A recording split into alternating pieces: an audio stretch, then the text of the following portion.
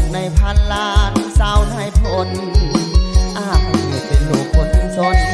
ตากแดดตากฝนคนจนเห็นใจน้องคนเขาลืออายดำปือคือที่ทานไฟบ้านน้องสังสวยวิไลส่วนบ้านอายมุ่งด้วยอยากหาเจ้าขี่รถเบนซ์ส่วนอายเข็นรถที่พางห่างเจ้าคนนี้คนทางอายบ่มียังสาวให้สาวนาน้องงับดังหงเปรียบอายคงได้ดังเส้นกาบ่มีดอกวาสนาที่ได้มาเพียงผู้อยู่พินได้แต่มองบอกกล้าไม่พองเจ้าดอกสามใบหาหน้าต่างกันใหญ่ถ้าเปรียบไปผ่านฟ้าขับอินน้องใส่สิไหมแต่เสื้ออายยอมหมอน้ำมินไปปีนอาหารยุบยินส่วนไอ้กินแต่ปลาแดกปองน้องนอนบนเตียงอายมีเพียงฝากฟ้าไม้ไผ่เจ้าคนมีมากมายมีคนทับใส่มากมายขายกองน้องใส่แว่นเพชรแฟนไอเฮ็ดด้วยเศษเล็กทองเปรียบอายเป็นปลากระป๋องโคตรสองห้องบ่มีมองไป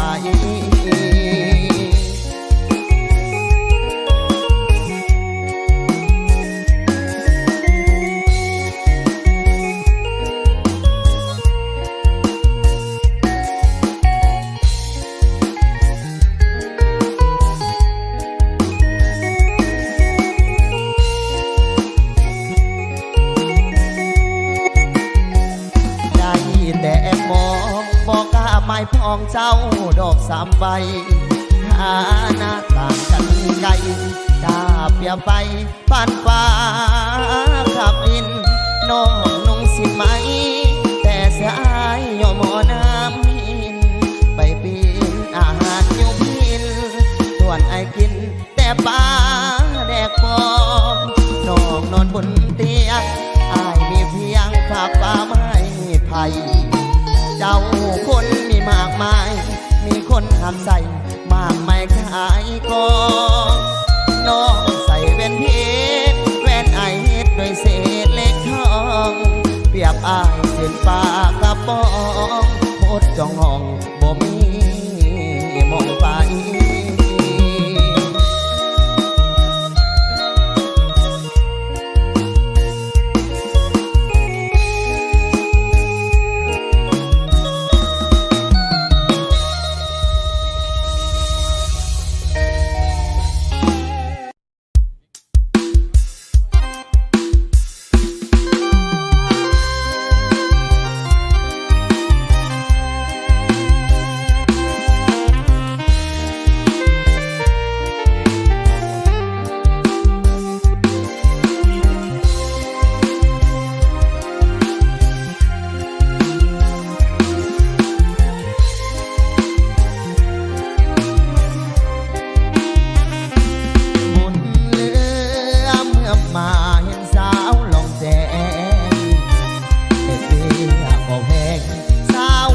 แทงอีแล้วละนะ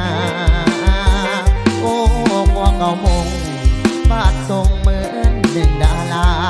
แม่นผู้ใดสั่งมาหรือเทวานั้นลงมาฟันสาวเนื้อเมื่อสนสักเท้าทุกเขาเดินอยู่ป่าเขาหาใส่เล่าจะมาเปียบปานได้มาครั้งหนึ่งยึดตึงหาให้อายฝันเมื่อบุญกินเที่ยงคืนนั้นเข้าฝากสัมพันธ์หากันจนตายที่สันผู้มองน้องบอกว่าลูกกับอายลูกนี้จนตายบ่ตายอายคำสาบานยามอายใกล้จากข้างน้องคืนสู่ยังจันแม่นหนึ่งเขาเคยทัน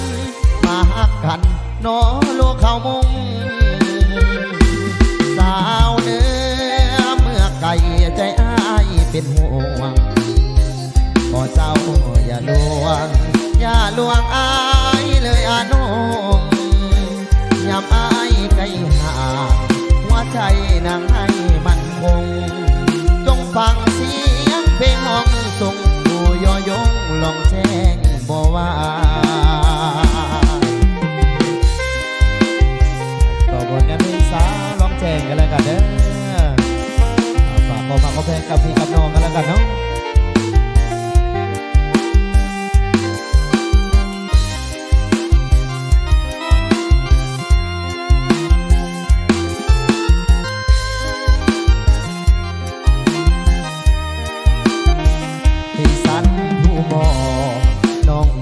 ว่าลูกกับอายลูกนี้จนตายบ่ตายคืนคำสาบานยามอายไกลจากภาคน้องคืนสู่ยังจันทร์วันหนึ่งอายคงกำหันมาหักกันหนอลูกข้าวมุงสาวเนื้อเมื่อไก่ใจอายเป็นห่วงขอเจ้าอย่าลวงอย่าลวงอายเลยอาน้องยามอายใกล้จากหัวใจเฮาให้มันคงจงฟังเสียงเพลงห้องส่งผู้ย้อนยงลองแจ้งบ่ว่า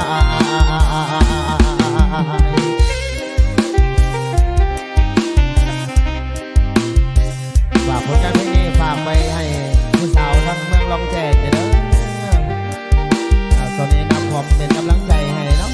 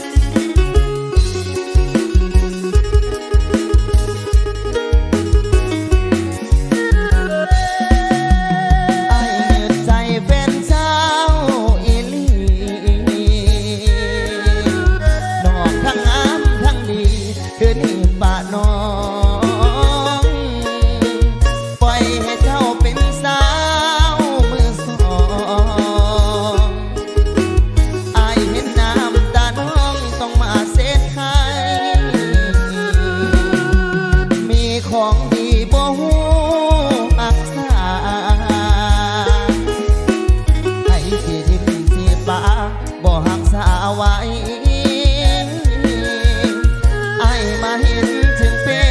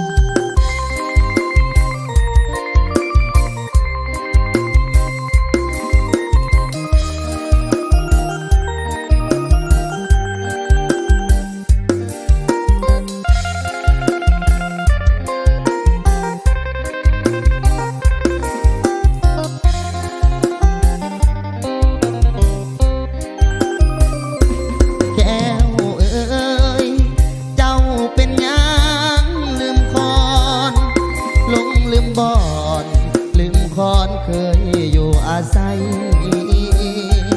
จากคนนี้แก้วนี้ไปมีคนใหม่เจ้าเครียดเจ้าสร้างเรื่องใดมีไปอยู่ใส่นอเจ้าแก้วเอ้ยเจ้าเป็นยังลืมพังไปบ่สั่งลืมพังเคยอยู่ก่อนเก่าเกียดให้ไพ่น้องใจอันใดนอเจ้าหรือมีไม่แล้วลืมเอาน้องเจ้าแม่สาลิกาจากไปแล้วน้องแม่แก้วลืมคอนลืมทุกบอนลืมคอนที่เคยเลี้ยงมาลืมข้าวน้ำกุ้งท้องเคยอยู่นั่นนะไปแล้วบ่หวนกลับมาแม่สาลิกาลวงหังแก้วเอ้ยหากสิ้นคนหุ้มสู่จงขึ้นสู่ก่อนเดิมน้องอยู่แต่ลางยังคอยท่าแม่สาลิกาลืมพังสี่ห้องหัวใจยังเป็นหังตอนหับแก้วเอ้ย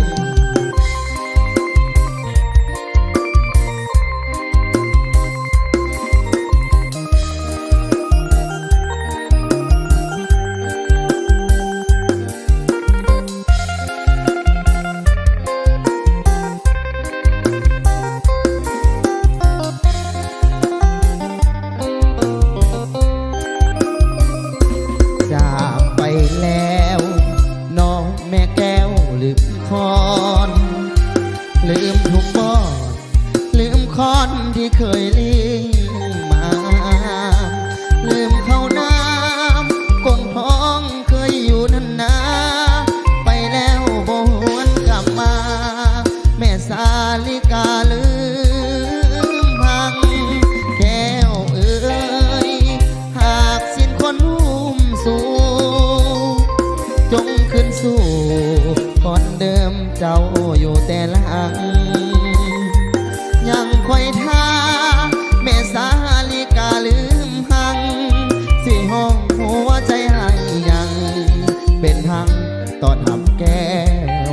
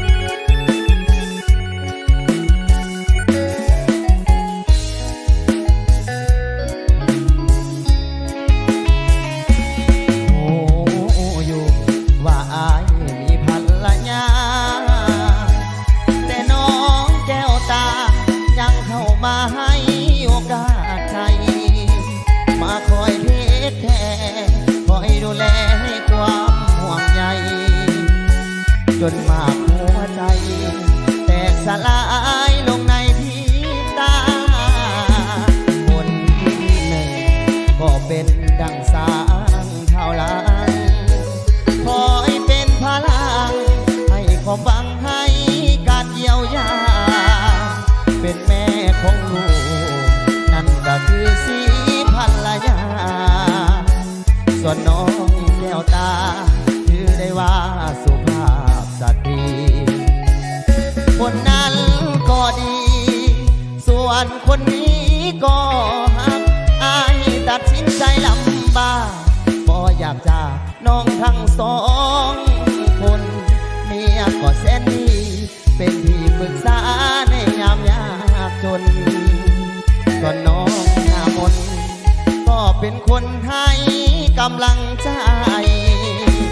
อายนี้เป็นคนลำบากหนักหนาต้องแก้ปัญหาด้วยการแยกทางห่างไกลป่าเพมีลาวบ่ให้มีเมียน้อยเมียใหญ่แต่ส่วนลึกๆในใจพออยากเธอไปหมดทั้งสอ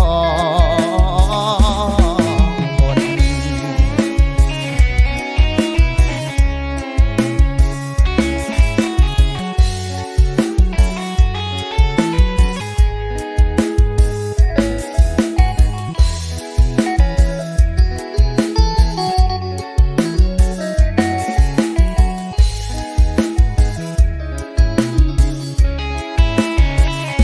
คน านคนนี้ก็อายตัดสินใจลำบากบ่อยากจากน้องทั้งสองคนเมียก็แสนดีเป็นที่ปรึกษาในยามยากจนส่วนน้องหน้ามนก็เป็นคนให้กำลังใจอายนี้เป็นคนลำบากหนักหนาต้องแก้ปัญหาด้วยการแยกทางห่างไกลประเทศนี้ลาวบ่ให้มีเมียน้อยเมียใหญ่แต่ส่วนลึกๆในใจพออยากจะไปหมดทั้งสองหมด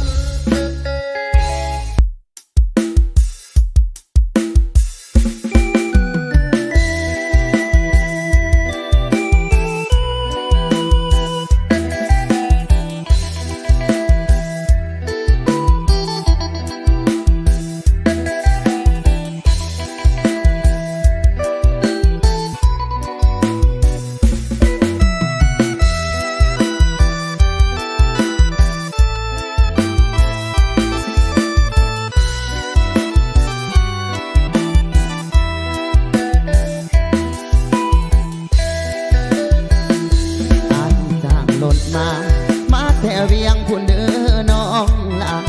สิมาขอขวัญตาสาวโสภาอยู่เมืองสวรรค์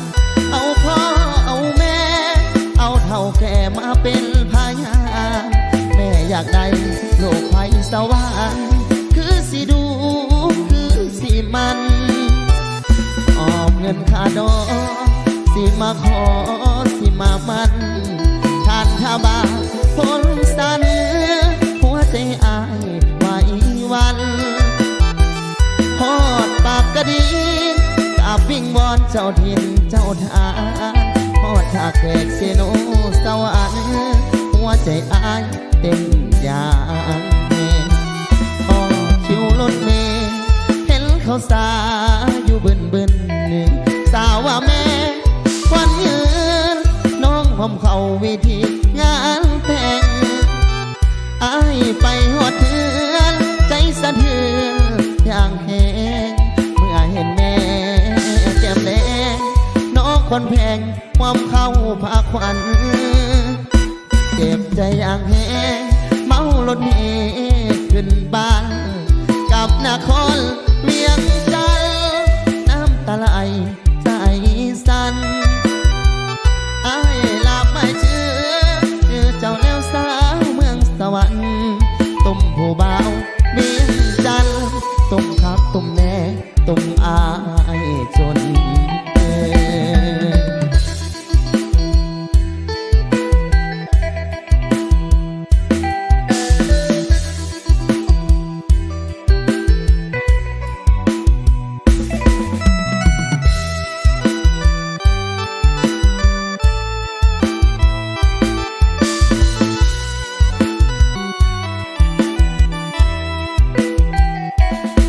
คิวรถเมล์เห็นเขาสา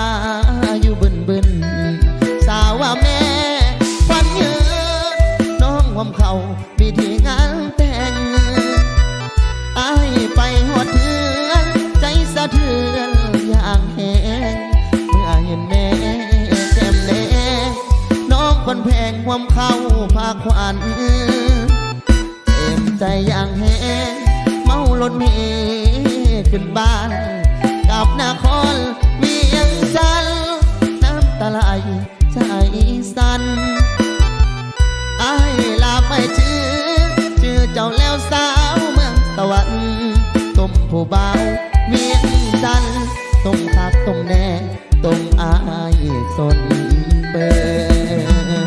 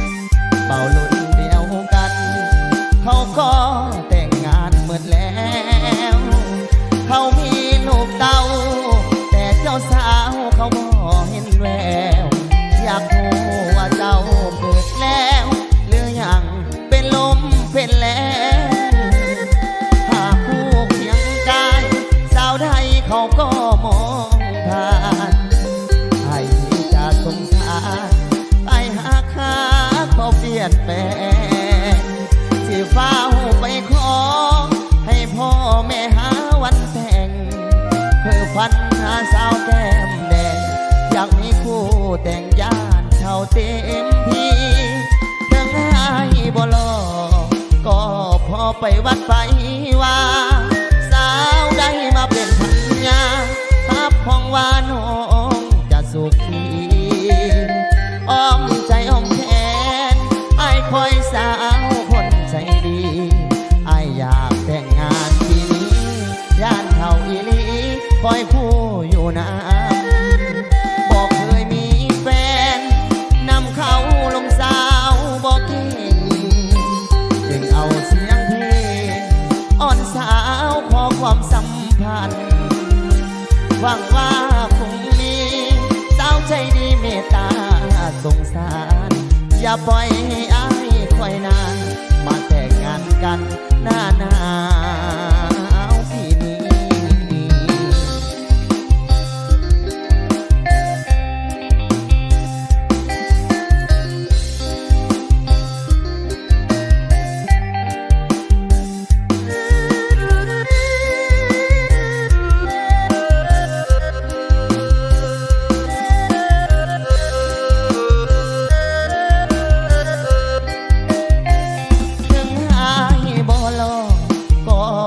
ไปวัดไปว่า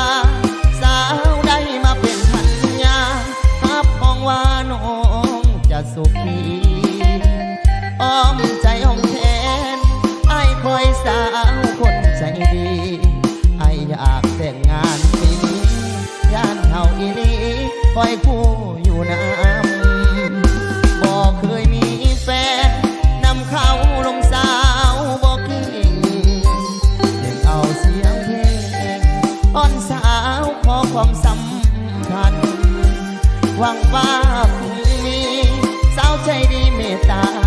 สงสารอย่าปล่อยให้อ้ายคอยนานมาแต่งงานกันหน้าหนาวที่นี้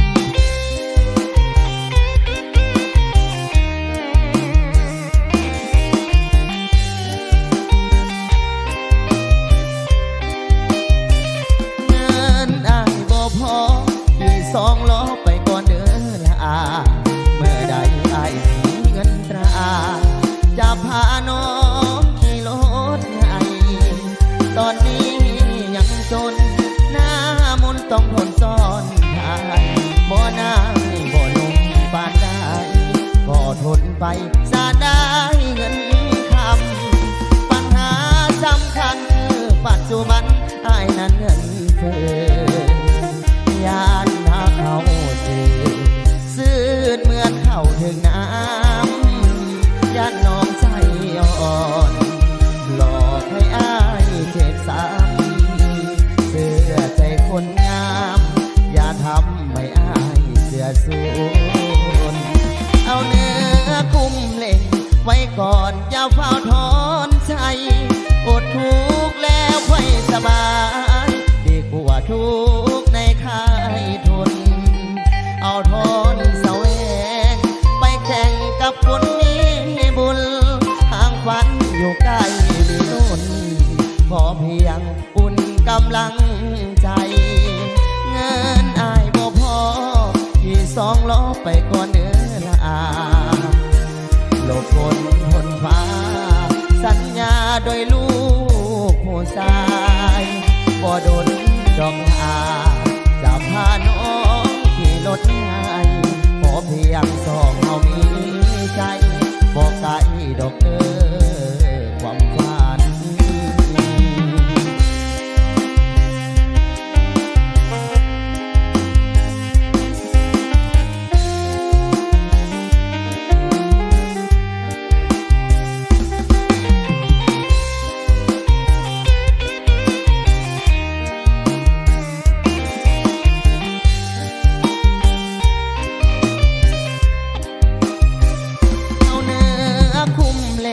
ไว้ก่อนอย่าเฝ้าถอนใจ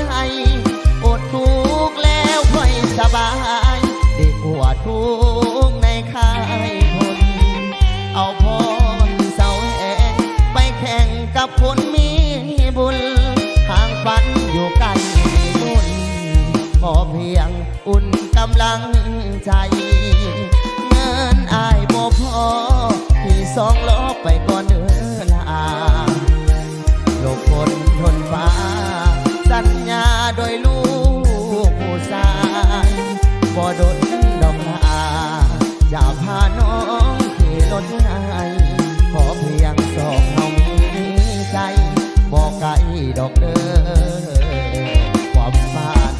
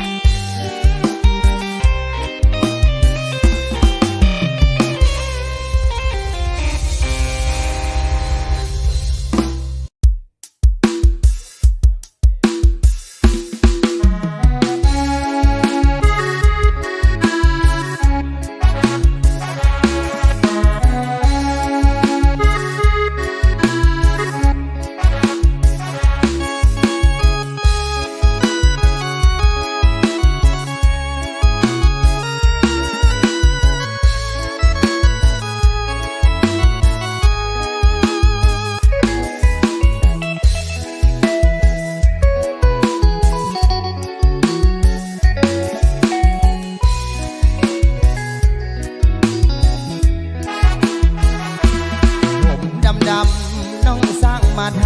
ำให้มันโดดบางคนก็งามเป็นบอนโอ้ยหน้าสะอ่อนเมื่อยามเห็นเพิ่งเป็นคนลาวแก้มขาวๆนอนเนื้อเย็นผมสีดำบ่ค่อยเห็นนึกว่าเป็นคนต่างแดนผมดำน้องยอมสีทองแบบเมืองนอกแล้วมันงามอยู่ดอกแต่มันก็ตำลาบ้านเขายามน้องเมาจาก็เป็นภาษาแบบเล่าน้องเอ๋ยอย่าลงมัวเมาเมื่อเจ้าสาวอายหนุ่มผมทองนี่ของลาวก้าวผมเบี่ยงแพ้เคยมีมาตั้งแต่น้องอย่าไปแห่สังคมบ้านเขาเรื่อง22ของ14ประเพณีลาวแม้แต่ของกินกับข้าวยังมีลับเผาบนป่าดุกนาผมดำไอ้บ้ามันงามเป็นหนึ่งเบิ่งแล้วมันงามซาบซึ้ง นี้มาเขาเป็นคนลาวน้องแก้วตาอย่าลงสีแสงน้องอย่าไปลงคำแดงน้องลาคำแพงอย่าลืมปุ่มดำฝากไอ้เจ้าผู้สาวผมทองก็แล้วกันเด้อ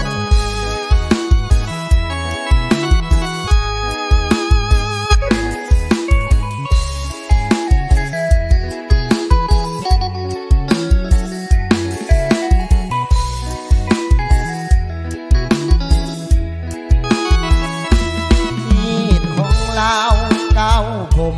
เบียงแพ้เคยมีมาตั้งแต่น้องอย่าไปแห่สังคมบ้านเขาเรื่องนี้12ของ14ประเทศนี้ลาวแม้แต่ของกินกับข้าวยังมีลาบเผาบนปลาดุกนาผมดำไอ้ว่ามันงามเป็นเนินเบิ่งแล้วมันงามใจลำพึงสาเนมาเขาเป็นคนลาวน้องแก้วตาอย่าลงสีแสงน้องอย่าไปลงปุ่มแดงน้องลาคำแพงอย่าลืมปุ่มดำ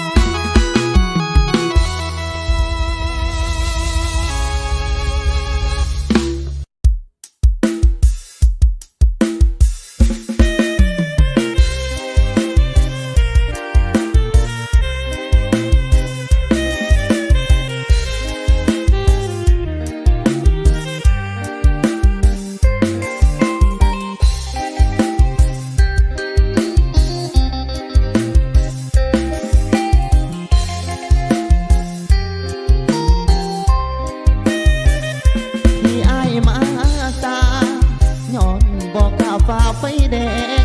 ทางคงอายบอกกะแสงขับแหงยาตลายไอมาไกลโมอานงอย่าเฝ้าให้ลายสั่งเด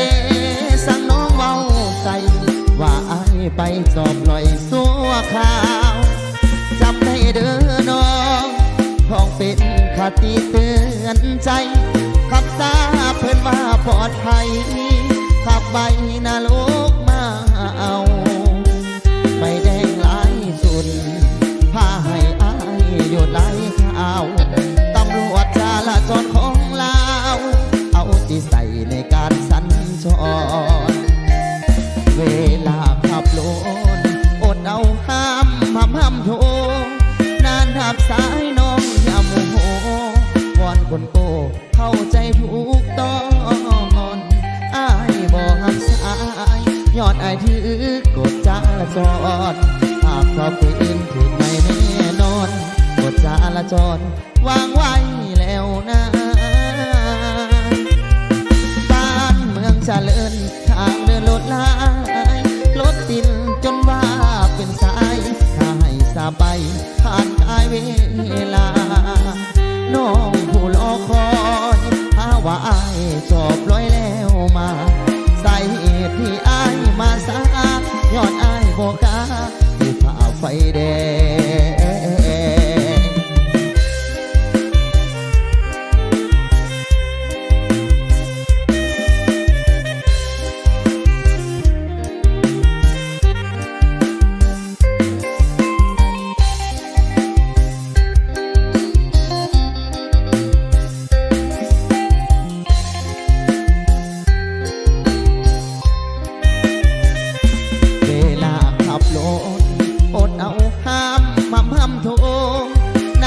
สายน้องอย่าโมโหวอนคนโกเข้าใจถูกต้องอายบอกทำสายยอดไอถือกดจราจรหากความฝืนถึกไม่แน่นอน จรวางไว้แล้วนะบ้านเมืองเจริญทางเดินลดลายลดดินจนว่าเป็นสายถ้าให้สะบัดผ่านกายเวลาน้องผู้รอคอยถ้าว่าอายก็ปล่อยแล้วมาสาเหตุที่อายมาสาย้อนอายโบกาติดฝ่าไฟแดง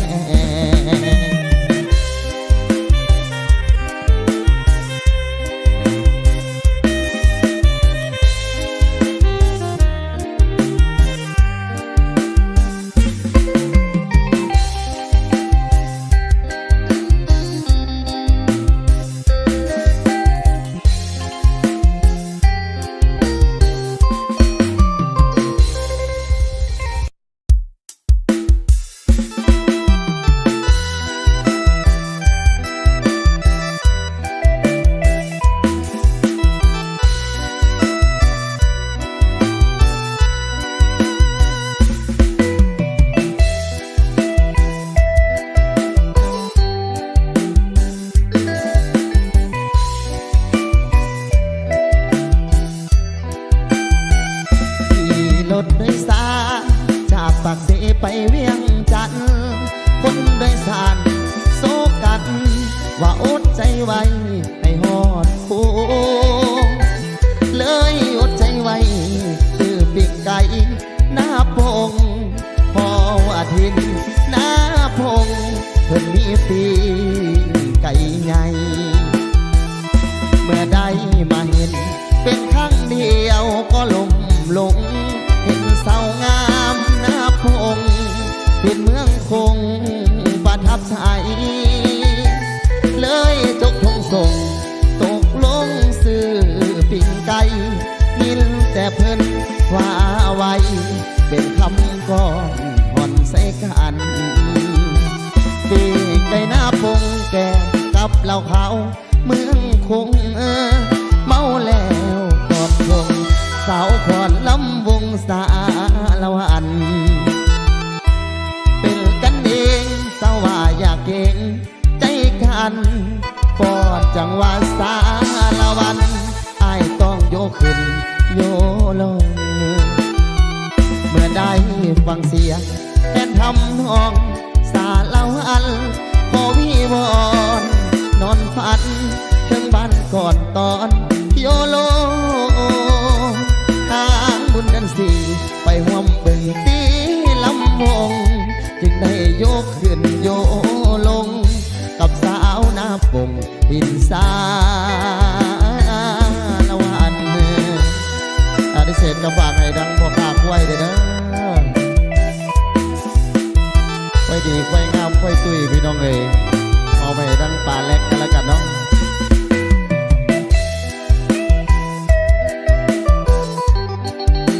อีกซับหนึ่งเพิ่นเอิ้นว่าได้ห้อย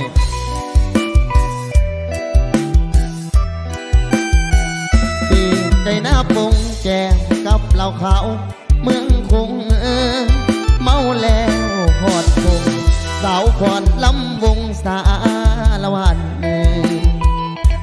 เป็นกันเองสาวว่าอยากเก่งใจกันฟอนจังว่าสาละวันอายต้องโยกขึ้นโยลง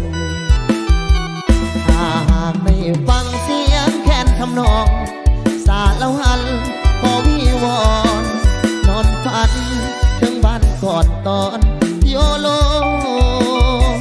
ทางบุญนั้นสีไปห่วมเบิ่งตีลำวงจึงได้โยกขึ้นโยลงกับสาวหน้าปงทินสาละวัน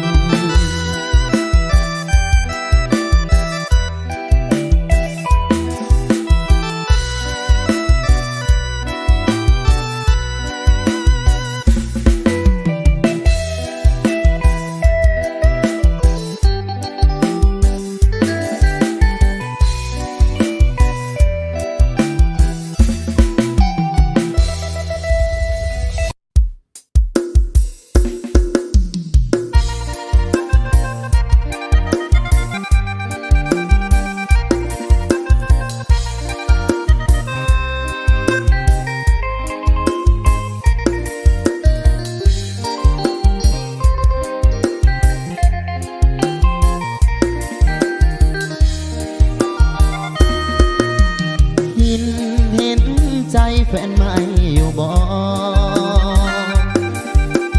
โอ้ซึ่งบ่มีคนน้อยใจใส่ว่าสั่งไปเลิกกับเขาพัดไปเว้ากับเขาตอนไหนมาเว้ากันน้ำอายผู้โยว่าใจแฟนใหม่ก็ห่วงเต้บอกมีดอกมาบอกว่าอายสถานะใดก็บ่ต้องไปเว้ากันกันเป็นอายไปเหตุจังสันเจ้าหับได้บ่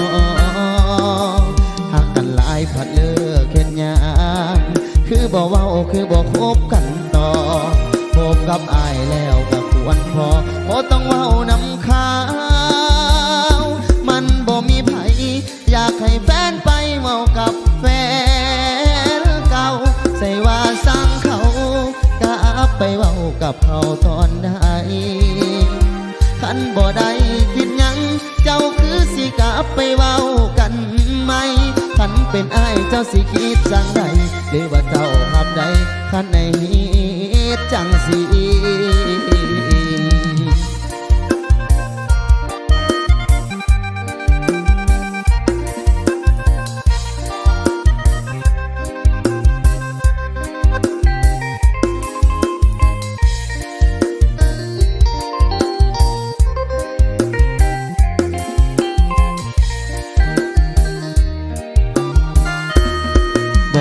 ดอกมาบอกว่าอาย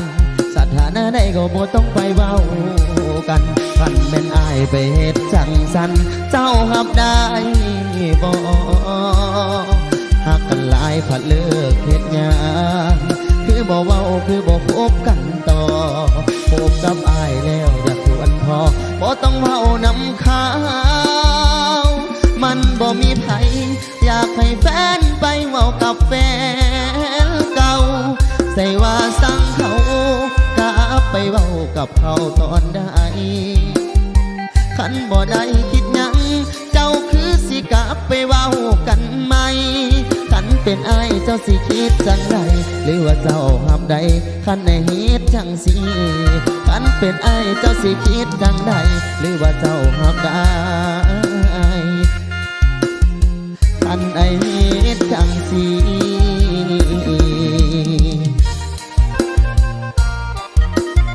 เอามาใหม่ใส่บาสั่งเขากันแล้วกันนะที่พลาดประกาศใดก็ขอเอาไพ่กันแล้วกันเนาะ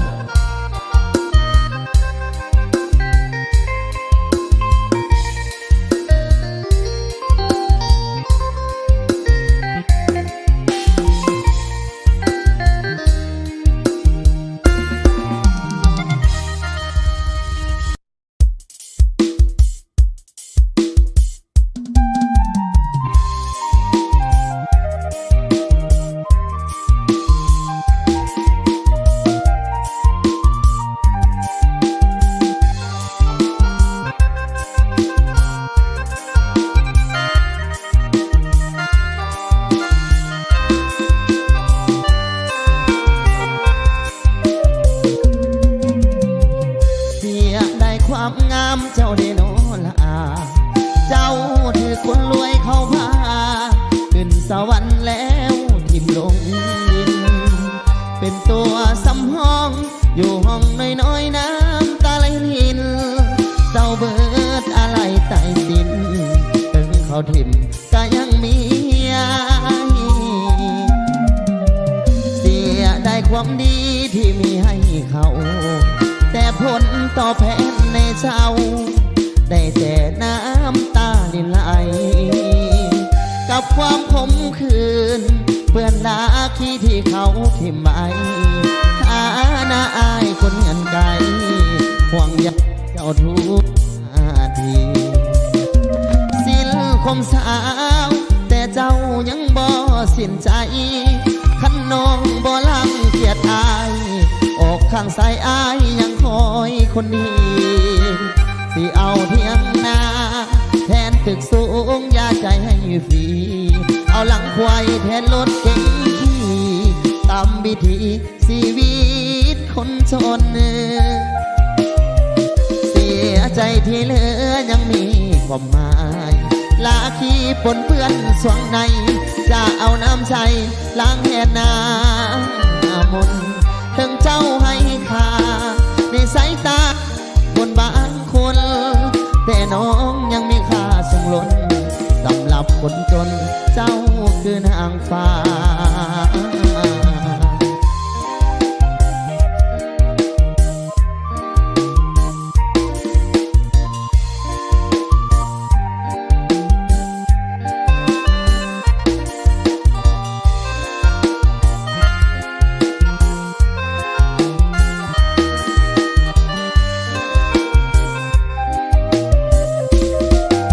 คนสาวแต่เจ้ายังบ่สิ้นใจขันน้องบ่ลังเกียจอายออกข้างซ้ายอายยังคอยคนดีสิเอาเพียงหน้าแทนตึกสูงยาใจให้เอาหลังควายแทนรถเก๋งตามวิธีชีวิตคนจนเสียใจที่เหลือยังมีความหมายลาคีปนเปื้อนสวงในจะเอาน้ำใจล้างแห่นามนถึงเจ้าให้ค่าในสายตาของคนบางคนแต่น้องยังมีค่าสูงล้นสำหรับคนจนเจ้าคือนางฟ้า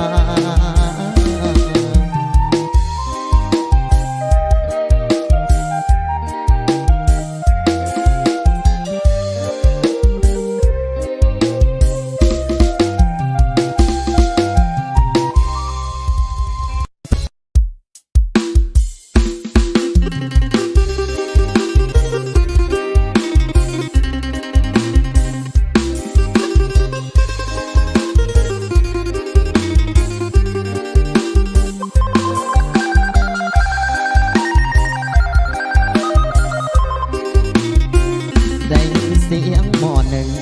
ดังบึ้งบึ้งหนึ่งเขาย่ำแรงบ่าวแดนใจคิดทอดแทงแสดงถึงใจไอ้อายฮ้อนทำหนุ่มหน้าคนนี้จากคนดีเหมือนแสนกินยังห่วงใยด้วยใจฮ้อนทำอำลำนำสาวหม้อปลายอายได้เฮียนต่อมหาลัยอยู่ในเมืองทองไอแสนห่วงนวลน้องทั้งที่เอาสองผูกพันมันมาเหมือนวันพันทีจะบ่มีสาวอื่นเคียงกายที่หัวใจที่อายมอมายให้สาวแก้มใสห่วงหาพ่อหม้อหนึ่งห้องคือน้องเอิ้นหาลมพัดพาเสียงดังมาวอนแม่เศษน้องนั้นเบอร์โทรน้องนั้นบ่ได้ตอบพันนอนเล่นเฟซบุ๊กบ่ได้คือก่อนพอตอนนี้อายตั้งต่อการเพียนอายลืมบ่ได้ดอกสัญญาใจไว้กับหม้อหนึ่งยังห่างน้องเป็นหนึ่งเก็บความคิดถึงใส่ใจภาพเพียนหนุ่มมหาลัยสิหักน้องไว้บ่มีวันพันเปลี่ยนหัวใจอยู่ในวัยเขียนไว้ในใจตั้งแต่อายจากเธอ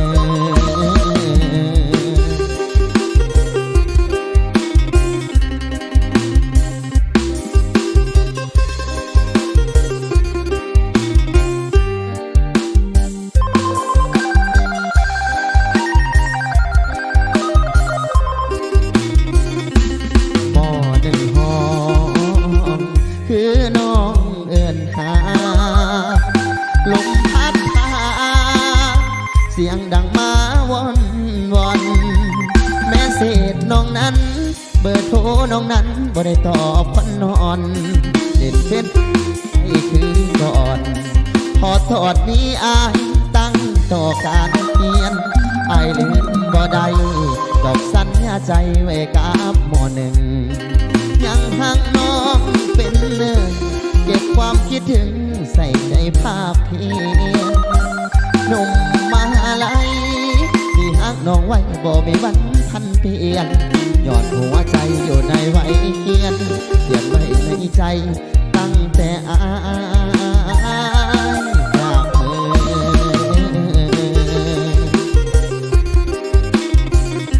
อาริเศษปากเดินน้องใส่หมอนเดี๋ยว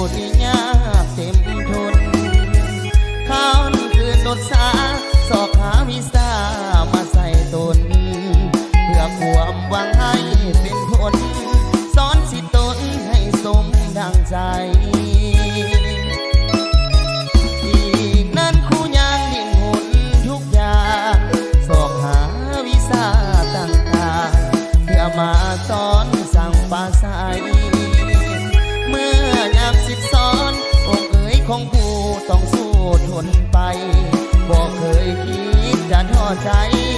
หรือเบื่อหน่ายในชีวิตหากแม้ผู้ใดที่เคยได้ผ่านชีวิตอันแสนทนนานบางบันเป็นหน้าอดสู้แต่ก็พอใจเลื่อมใสในชีวิตคู่ผู้ที่จิตใจฝันอยู่เป็นคู่สู้อวสานดูดลามดวงใจเกิดมาหนเดียวด้วยหัวใจมานุ่มเหนียวสิ่งเดียวขอปรารถนาเกิดมาเป็นคู่เพื่อหวังเสริญสู่เด็กทั่วนาศาสตร์ใดขอปรารถนาขอเกิดมาในชีวิต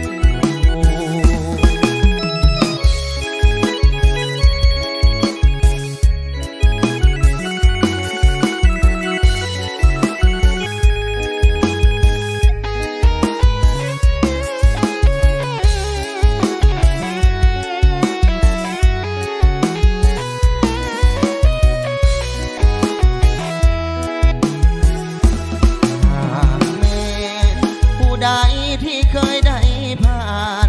ชีวิตอันแสนทนนานบากบั่นเป็นหน้าพ้นสูงแต่ก็พอใจเลื่อมใสในชีวิตคู่ผู้ที่จิตใจฝังอยู่เป็นคู่สู้อวสานสูดลามดวงใจเกิดมาหนเดียวด้วยหัวใจมาโนสิ่งเดียวขอปรารถนาเกิดมาเป็นคู่เพื่อหวังเสริญสู่เด็กทั่วนา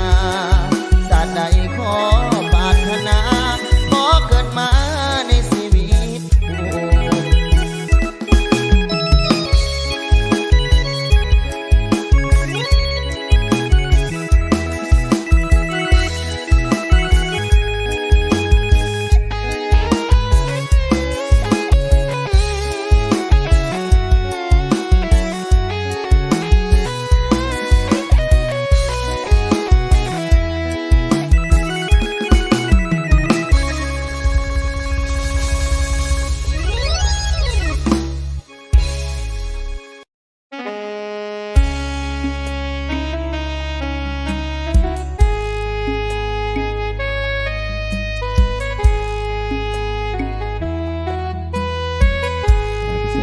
ส่งต่อให้ควันไฟในดวงตาเนาะ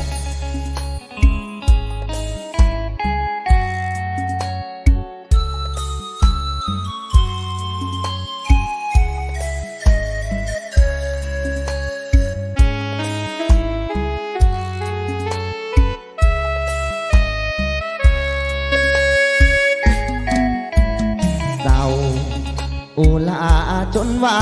ห้องไห้ดังฟ้าผ่าข้างใจเหมือนเปลวไฟเผาไหม้อุลา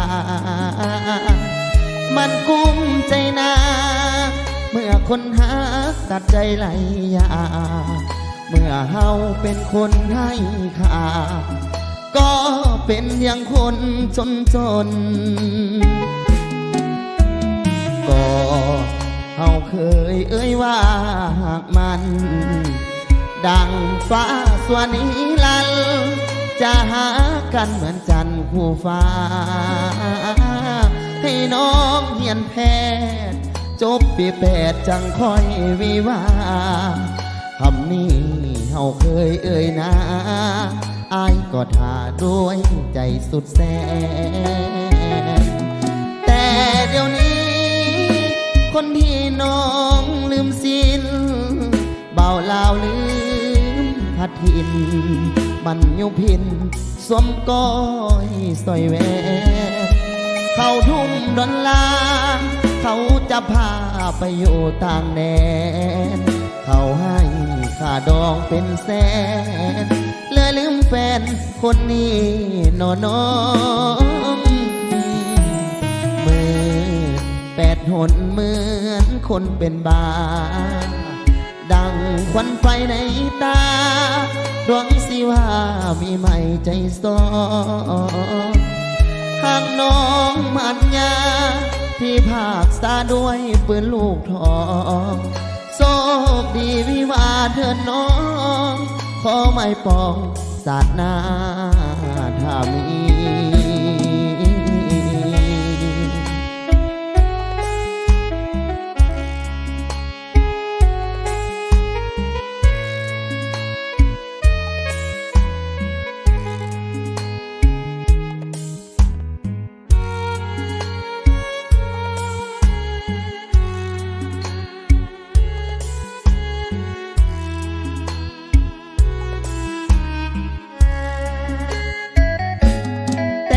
เดี๋ยวนี้คนที่น้องลืมสิ้นเบาลาวลืมพัดทินมันยุพินสวมก้อยสอยแหวนเขาทุ่มดอนลาเขาจะพาไปอยู่ต่างแดนเขาให้ค่าดองเป็นแสนเลยลืมแฟนคนนี้น้องมือ8 หนเหมือนคนเป็นบ้าดังควันไฟในตาดวงสิว่ามีไม่ใจซ้อหากน้องมันยาที่ภาคษาด้วยปืนลูกทองโชคดีวิวาเถิดน้องขอไม่ปองสาดหน้าถ้ามี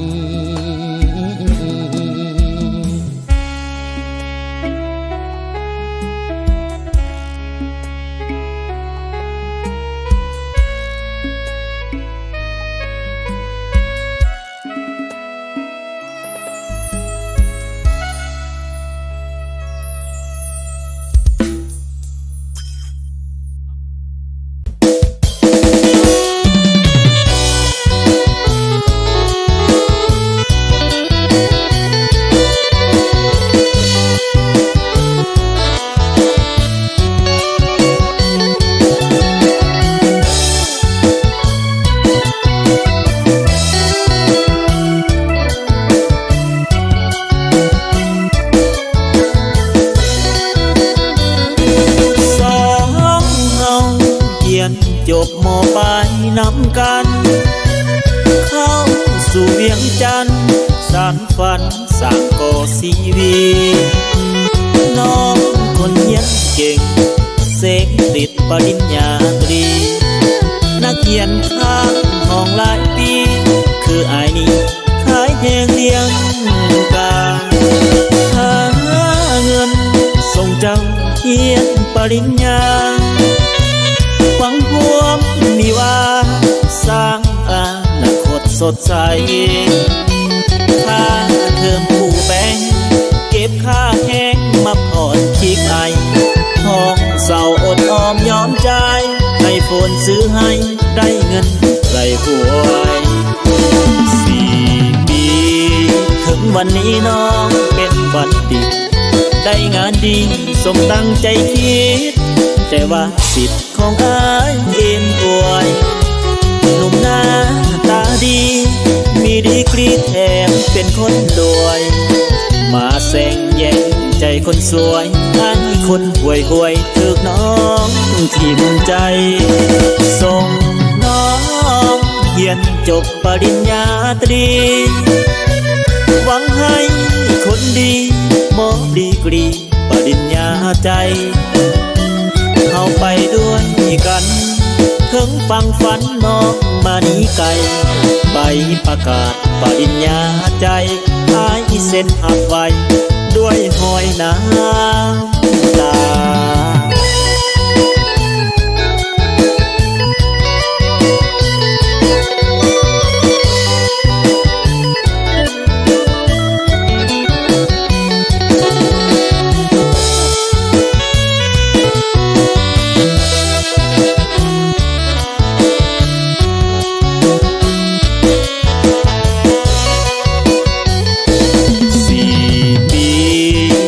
วันนี้น้องเป็นบัณฑิตได้งานดีสมตั้งใจคิด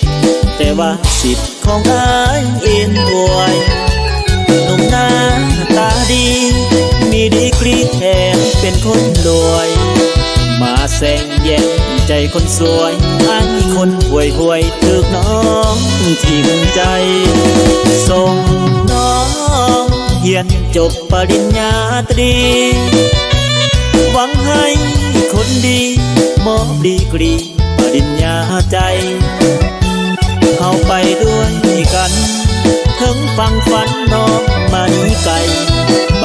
ประกาศปริญญาใจอ้ายเส้นหักไว้ด้วยหอยน้ำตา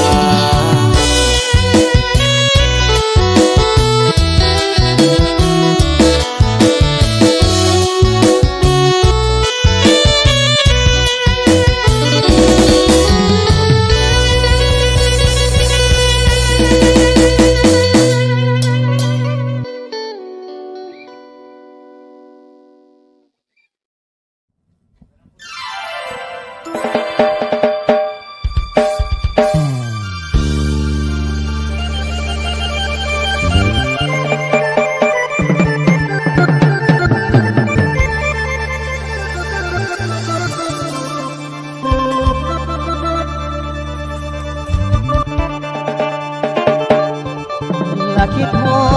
ดสาวคนเทอยู่ที่สวนกาแฟเอาเคยเป็นเกียกะตา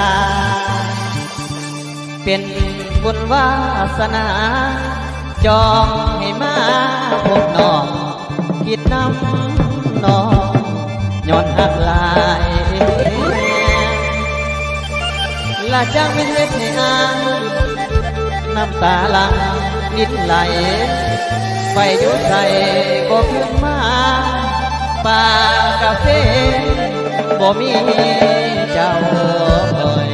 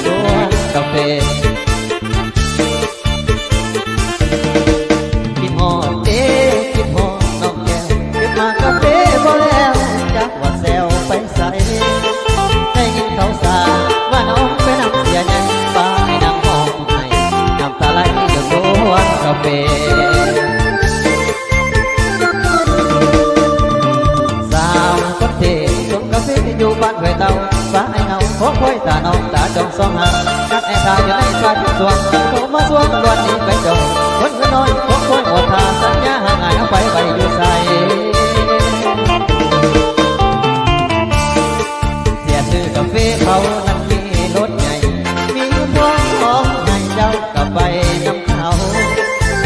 วนกาแฟอยู่ที่บ้านห้วยเตา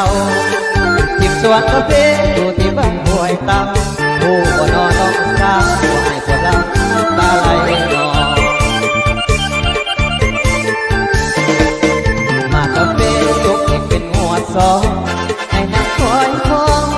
น้องด้วยใจอ้างว้างจะให้สัญญาว่าสิเก็บกาแฟกาแต่วันนี้นวลนาจะทางดูใส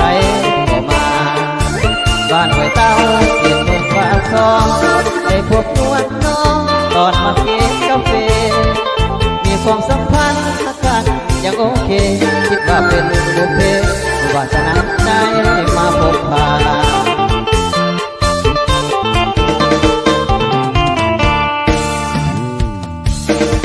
หัวใจของอ่านฟังอ่านหัวจึงบอกอ่านตั้งหลายใจอ้ายให้หมดเสียสูญยอดคิดหมดน้องได้ลงก็ยังว่าคอยเจ้ากลับมาหัวใจว่าลืมสูงกาแฟแล้วก็นอ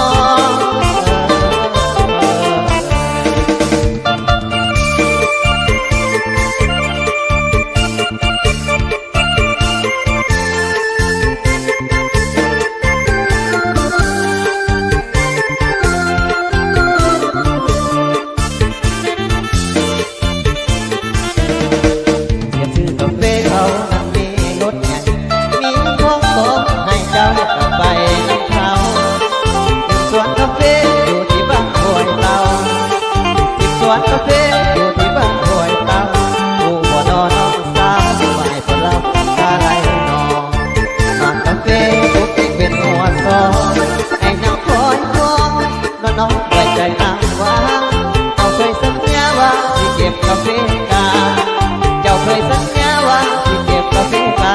แต่วันนี้นวลน้ำไปขาดผู้ใส่บ่มาบ้านห้วยเต้าเขตเมืองปากซองได้พบนวลน้องตอนมาเก็บกาแฟ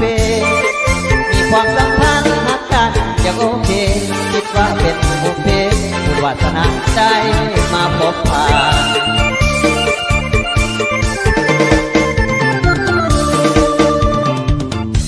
ประหารหัวใจของอ่านทำร้ายใจอ้ายให้หมด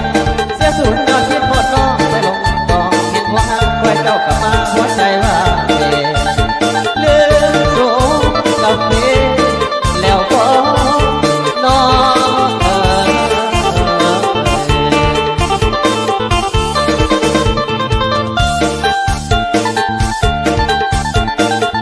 เอามิตรรับในเพลงใหม่ๆเป็นเนาะโอ้ก็ได้เยี่ยมมาเลย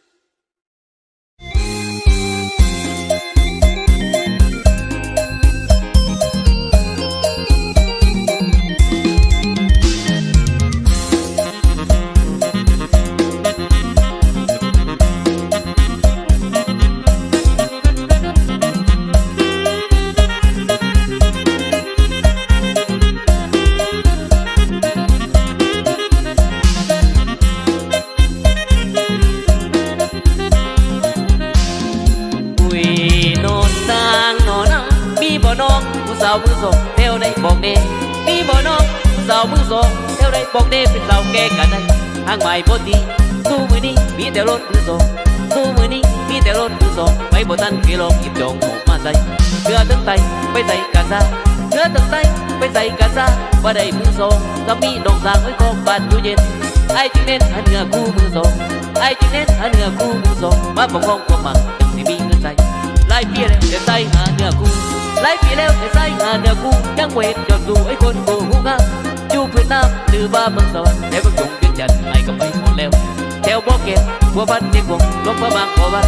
แถวบ่อแก้วบัวพันเด็กวงลงพระบางบ่อบ้านบัวเพียงแต่ตรงหลังมาเป็นคู่ร่วมนอน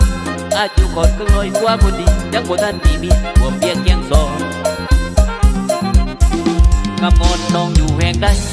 งามงอนน้องอยู่แห่งใดอยู่เหนือหรือใต้แถวใดบอกนี่หรือว่าน้องบ่ทันเกิดจงหีบมาเกิดให้สิแก่เกินไปหักได้ก็หมดจิตหมดใจ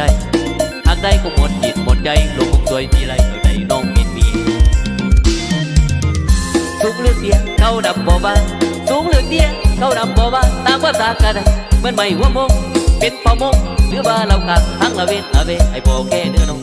ผมจีทองกับยองท่าแปงรถกระสีแดงแดงยำแรงเขาบอลสิบ้าติดปักซอนนอนกินเมืองดูบอกในหูได้บอกก็ดีบอกในหูได้บอกก็ดีมีบ่สาวสองมีสิไปก่อนน้องวอนคนดีแถวนี้มีบ่มือสองวอนคนดีแถวนี้มีบ่มือสอง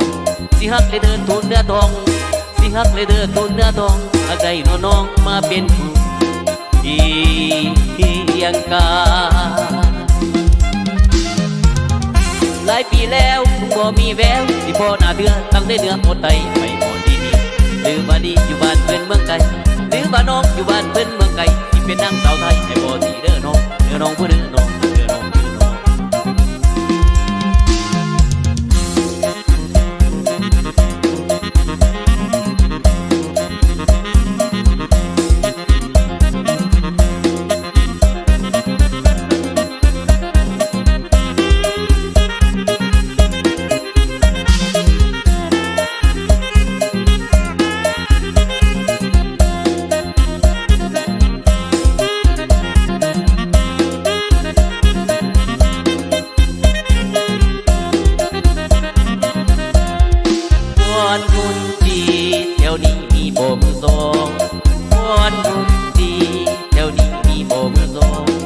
ฮักเลยเดินทูนเนื้อทอง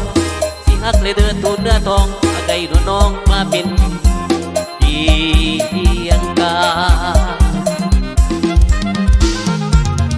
หลายปีแล้วบ่มีแววที่พ่อหน้าเดือตั้งได้เนื้อหมดไตไม่หมดดีพี่หรือว่าดีอยู่บ้านเพื่อนเมืองไกลหรือว่าน้องอยู่บ้านเพื่อนเมืองไกลที่เป็นนางสาวไทยไอ้บ่ดีเด้อน้องไอ้บ่ดีดอกเด้อน้องดอกเด้อน้อง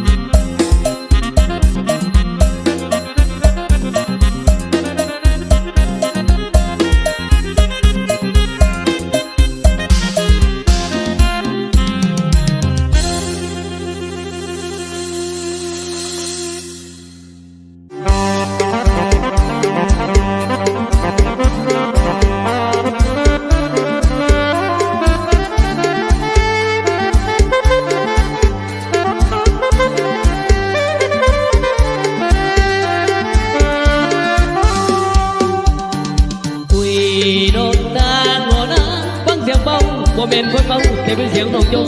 จนเป็นลมกันไปอย่างไกลไอ้ปากเป็นคนนำบทปากกับเสียงจงมาแทน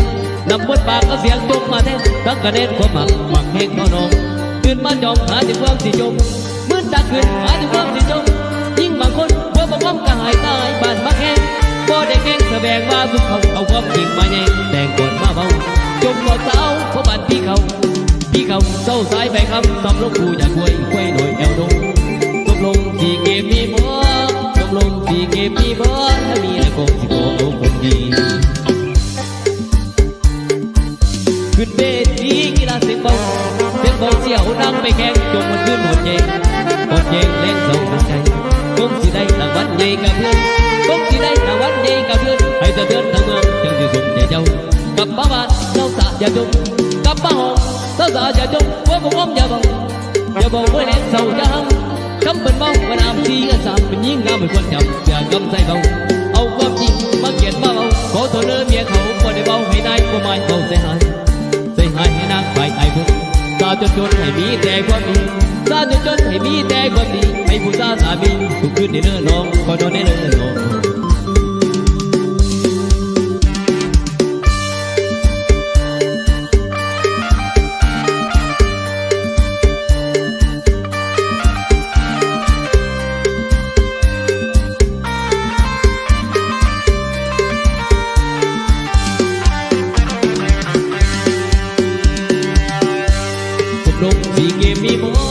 สมลงสี่เกมมีพอถ้ามีแล้วก็สิขอเอาคนดีขึ้นเวทีกีฬาเสียงเบาเสียงเบาเสียวนางไปแข่งจงมันขึ้นหดเย็นเล่งส่งตัวใจคงสิได้รางวัลใหญ่กับเพื่อนคงสิได้รางวัลใหญ่กับเพื่อนไปเสือทั้งเมืองจังสิสมใจน้องกลับบ้านเศร้าสาจะจงกลับมาบ้านเศร้าสาจะจงพวกก็มองอย่าเบาจะบอกไว้เลยเศร้าจะห้ำกับเป็นเบาว่าน้ำตีกันสามเป็นยิ่งงามไม่ควรจับเพื่อกำใส่เบา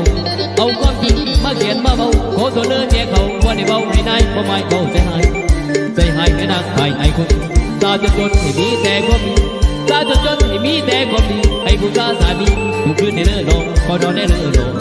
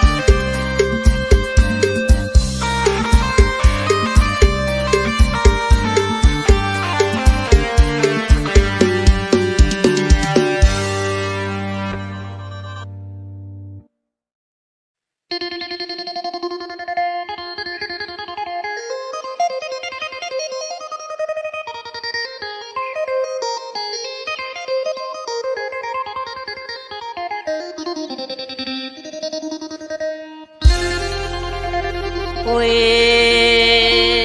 น้องอุกใจเด็กนำเมียเข้ายามผัวเมาเจ้าบ่จื้อนอนนำกันทุกมือมาคือเอิ้นบ้าบักมาสามีเจ้าตัวลาอย่าเฝ้าด่าเด้อเสียสิน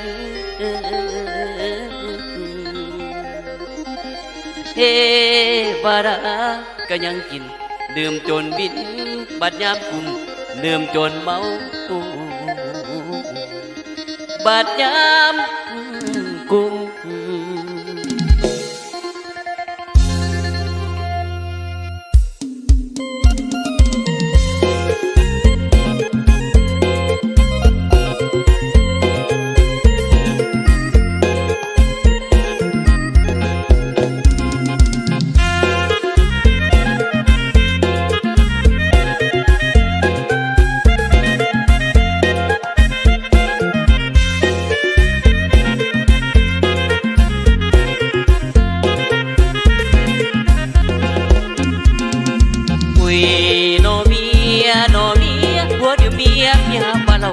ยามผัวเมาเมียเจ้าบ่จื้อนอนนำกันทุก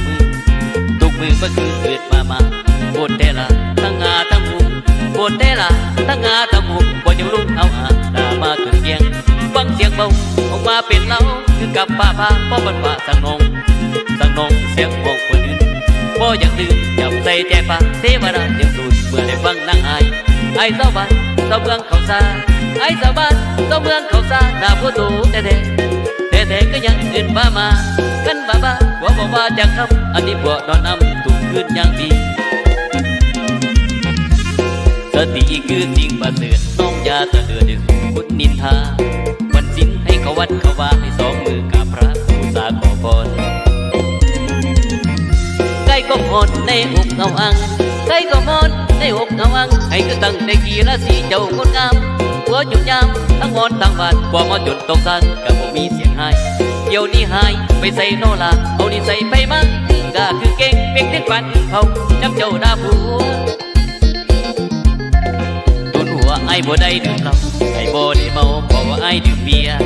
บ่หนึ่งบ่ยานเป็นเพียบ่สองบ่เมียบ่ยังใจสามีลาสีเศร้าปัญญาบัวเมาเสียงเจ้าห้องนาปันเดือนหอดฟ้าผู้เลือตาจื้อเอาโรคสีเศร้าขึ้นการการมึนเมาโรคสีเศร้าขึ้นการมึนเมาเศร้าสะลือกำแพงอย่าเสนอคนรวยคนถูกคนถูกคนถูก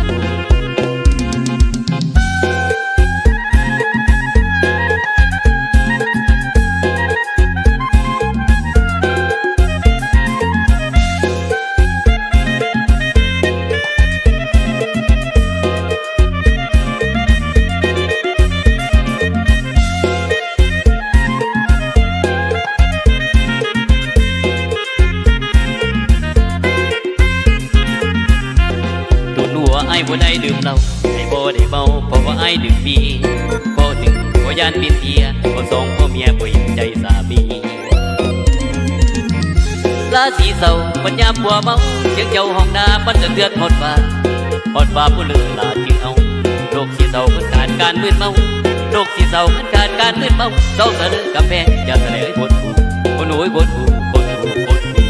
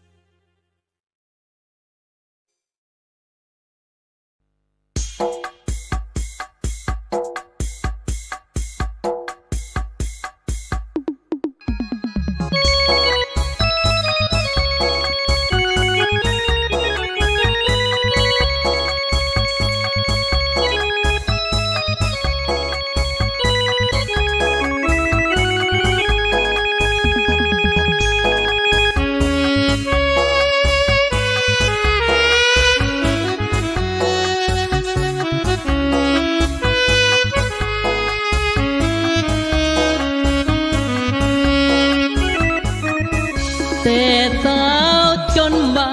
ยไอ้คอยต้องอยู่งานบุญนัดกันมากินข้าวปุ้นงานบุญไอ้ยืนคอยนานเหลือน้องมีใหม่เปลี่ยนใจอยากให้ไปทางไอ้คอยด้วยความอ้างว้างคอยนางด้วยความหวังดีจากไม้ไกลคำจิตนำน้องอยู่บ่หายเป็นยังนอจิงลืมอายหรือสายบ่มีรถยนต์บ่มีปีกูป้าลูกน้องจิงบ่สนหรือเป็นบ่เกิดมาจนน้องหน้ามนยิ่งบ่สนใจงานบุญผ่านไปหลายคนถูกลงบ่าวสาวทุกคนมีจนสนุกสนาน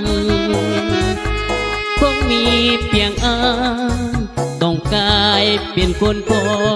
ทานคอยหักจากฟ้ามานานสงสารหัวใจเหมือนตายทางเป็น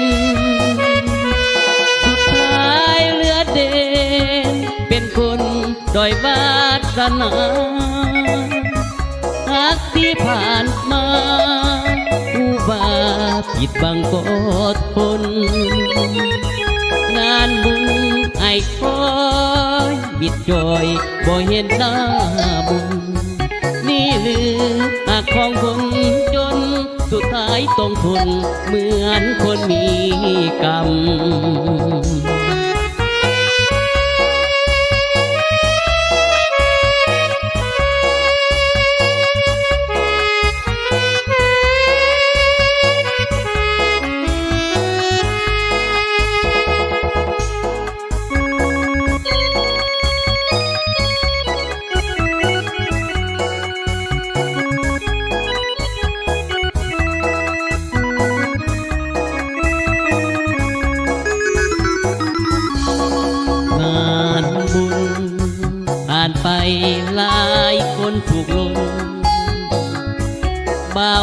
าวทุกคน